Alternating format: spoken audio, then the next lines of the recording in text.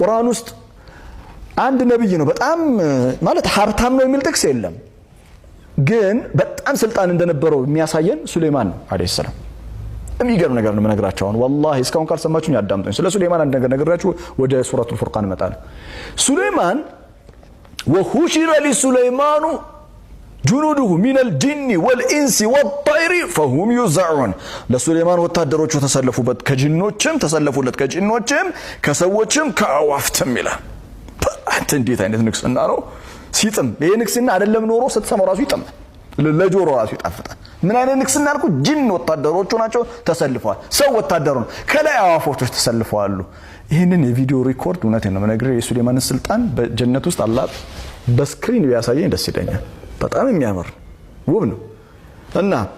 ሱሌማን አለይሂ ሰላም አዋፍቶችን ያናገራል ሱሌማን ከጉንዳን ጋር ያወራል የሱሌማን ስልጣን በጣም ፓወርፉል ነው የሚገርም እንደዛ ሆኖ ሱሌማን ሀብታም ነው አይደል ቁርአን ለሱሌማን የተሰጠው ስልጣን ግብና ዓላማ ነበረው ለዛ ዓላማ አስፈጸመ ለዛ ነው ቁርአን ውስጥ ብቸኛው ነብይ እደግመዋለሁ ብቸኛ ነብይ ሞተ ተብሎ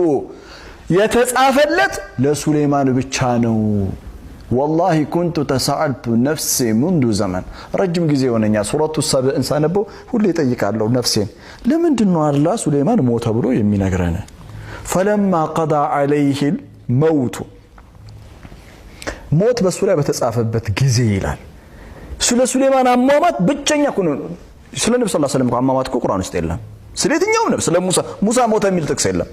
ሞተ የሚል የሞተ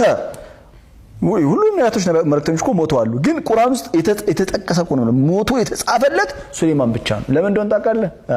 ለምን ወሰለ ሱብሃነ ቁርአን ረቂቅ ነው ያንም ያክል ስልጣን የሱሌማን አይነት ስልጣን ማንም ሊኖር አይችልም ንፋስ እኮ የሚታዘዘው ነው ምንነካ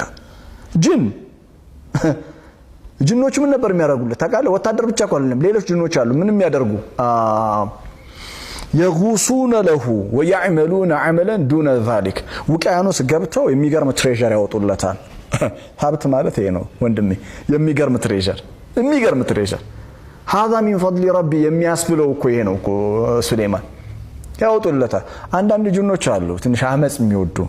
አማጽያን እነሱም እንዳረጋች ታውቃለህ ሙቀረኒና ቢልአስፋር ይላል አስሮ አስቀመጣቸው ይላል እንዴት ነው ያሰራቸው አላህ ይወቀው አንተ ሸይጣን ሲያምጽ የሚያስርበት እስር ቤት አለው ማ ሱሌማን እንደዚህ አይነት ስልጣን ያለው ማንም ሰው ሊኖር አይችልም ምድር ላይ ትናንት አልነበረም ዛሬም አይሆንም ወደፊትም አይሆንም እና ይሄ ሁሉ ስልጣን ያለው ኢኮኖሚካል ፓወር ሚሊተሪ ፓወር ፖለቲካል ፓወር የነበረው ሱሌማን